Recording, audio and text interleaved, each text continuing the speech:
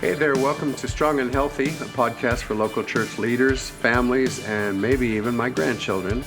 My name is Steve Barr, and here's where you're going to find practical nuggets on a wide variety of topics to encourage, challenge, and hopefully inspire you to take your next steps in God.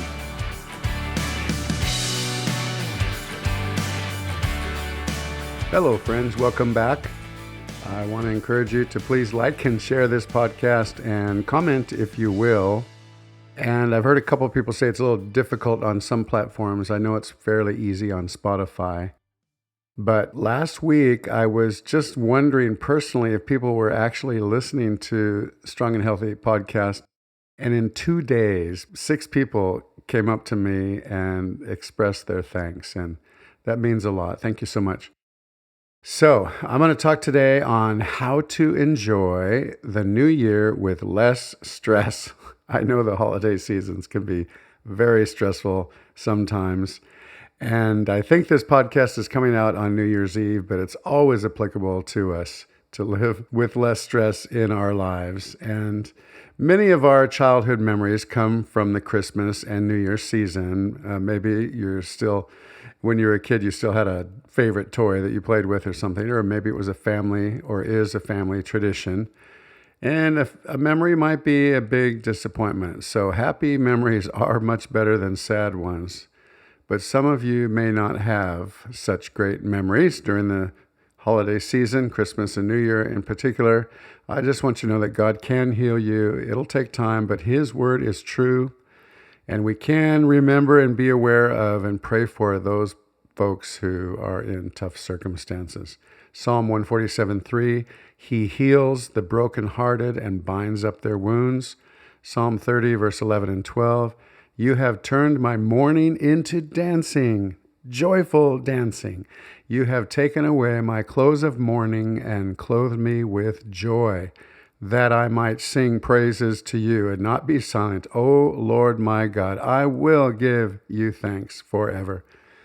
In John 14:27, Jesus said, Peace I leave with you, my peace I give to you, not as the world gives do I give to you. Let not your hearts be troubled, neither let them be afraid. So here's some ideas for less stress. First of all, pray. Ask God for some help. Don't forget your regular times with Him. Lay it all out before Him. He doesn't get stressed, and He can handle your honest questions and laments. Spend time with Him. Pray and ask Him for help. He will give you a strategy. I encourage you to plan together times during stressful times. Don't overlook your family when times get stressful and busy. That's when we need them more. Learn how to say no to some things and yes to other things. So you want to also be connected with your church family during this time. Maybe start a new tradition with the family. Maybe it's a weekly family meal with your family circle or a local extended family and friends. Maybe it would be doing some kind of hike or bike ride together, just something where you can start a family tradition. And then ask others who you respect what they do during the holidays. And then you can be realistic. You're not that amazing person you see on TV or in the movies who has it all and who has done it all and everything is all together in their life. And there's no such person on the planet. So be realistic in your expectations. And we live in a fallen world. We mess up and the people we love mess up and this world messes up all too often. And so just be realistic that it doesn't have to be perfection or you're not going to be happy. And don't forget your healthy habits. Don't abandon your healthy habits. Don't let the holidays or any busy season become a free-for-all. Overindulgence only adds to your stress. It really does. Physically and emotionally, overindulgence adds to your stress and guilt. So try these suggestions. Have a healthy snack before potlucks and parties so that you don't go in there starving and go overboard on all the good, yummy stuff that's there. Get plenty of sleep. Lack of sleep adds to weight gain, actually. Incorporate regular physical activity into every day, even if it's a walk. Figure out where you're at in your condition and do that regularly. Plan fun times with the family, just alone, just you and the family. You can also include friends. Think how you could possibly include singles that you know or new families in the church. And set some time aside for yourself, all alone, to take a deep breath, to read, to watch a favorite movie, or go into a room and shut the door, or maybe a hike or a bike by yourself, those kind of things. Set some time aside for yourself and be willing to let go of the past, but not if it's a person. Don't let go of people. But sometimes we go through tough times. Let it go. Paul says, I don't look behind, I look forward. Don't be disappointed if your holidays are not like they used to be. You know, memories often get clouded with nostalgia. They really do.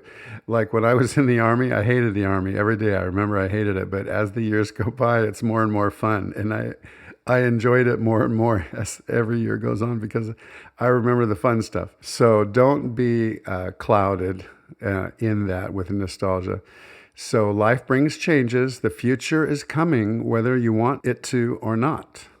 So be prepared for it or get overrun by it. It's gonna happen. Life does bring changes. Every holiday season is different and can be enjoyed in its own way. So don't set yourself up for sadness if everything just has to be like the good old days and it doesn't happen. So look toward the future. Then another idea is to do something for somebody else.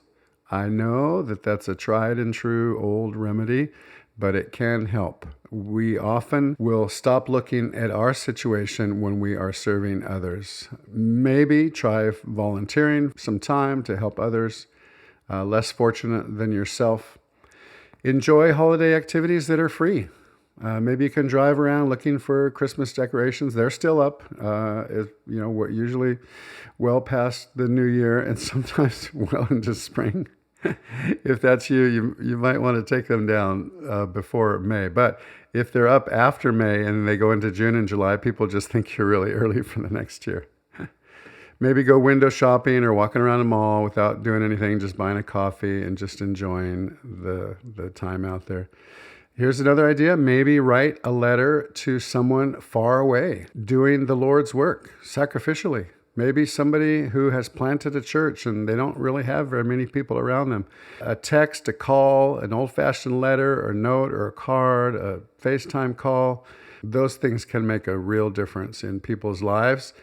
Church planters, people out there doing ministry, or people in the military that are away from family and friends. That is a really good idea. Simplify. If you're asking, where will I find the time to do everything I have to do this season? Maybe simplify. God will give you a strategy. If you have a challenge before you and you ask God for a strategy to get it accomplished, He will help you. I'm sure He will. And maybe you could do a potluck instead of doing it all by yourself. That's how some people get really stressed out by preparing festivities for a whole bunch of people when you could share the load. So remember to keep the main thing the main thing. Jesus is it. He is the one that we worship and the one that we enjoy. The Word of God says, in His presence there is fullness of joy. So get in His presence. There's fullness of joy. It doesn't say halfness of joy. It says fullness of joy. Sorrow does last for a night, but joy comes in the morning. So we want to enjoy. We want to be full of joy during this time and all the time. The people of God should be known by their joy. The joy of the Lord is our strength. So I want to encourage you with those words. And next time, I'm going to be talking about enjoying the new year with less stress by keeping your priorities in order. So we'll see you next time.